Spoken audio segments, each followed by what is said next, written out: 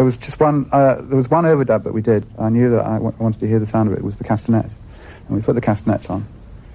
And then suddenly everybody said, Phil Spector. So we just sort of went all the way. Just put all the, doubled up everything, doubled up the piano, doubled up the bass, 50 tambourines, 50 guitars. I mean, it just went on and on and on. We just kept adding and adding and adding. We ended up with what I hope is a fairly close approach to what Phil Spector would have done. So if you like to press the button marked play, which starts the machine, we should start off with just what was on the original backing track, which is just bass, drums, guitar, and a piano.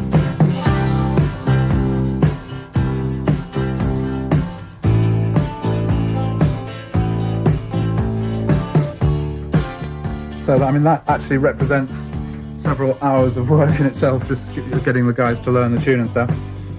When that's done, then we would have added a few more things. Let's see if I can find some other things here. There've been another drum kit, doing a slightly different rhythm to emphasize the offbeat. Some acoustic guitars, I'll bring those in.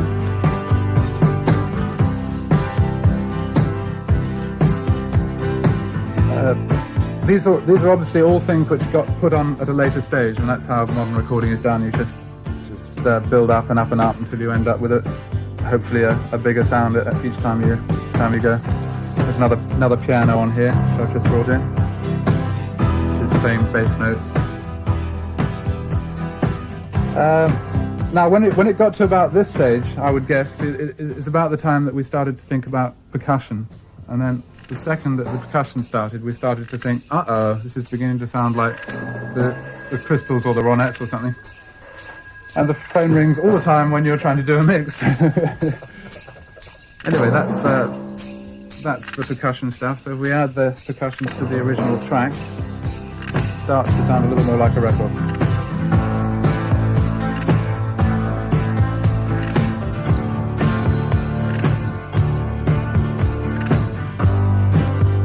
And no Phil Spector record would be complete without the Phil Spector echo, so I'll start introducing echo on everything now.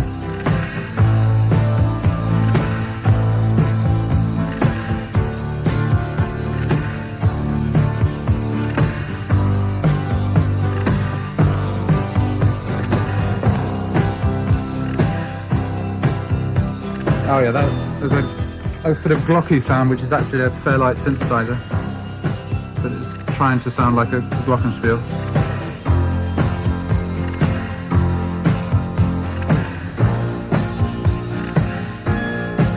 There it is. And the sax solo comes in here, I think, in a moment.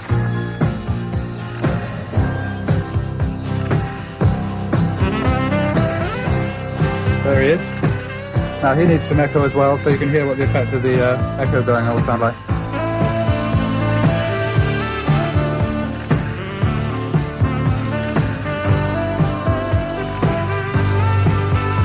Oh, it's 2 guitars I haven't brought in here. I'll bring those in now. And the clavinet. And the string sound as well. And then, of course, we can introduce the vocals to go out on. 2 tracks of vocals.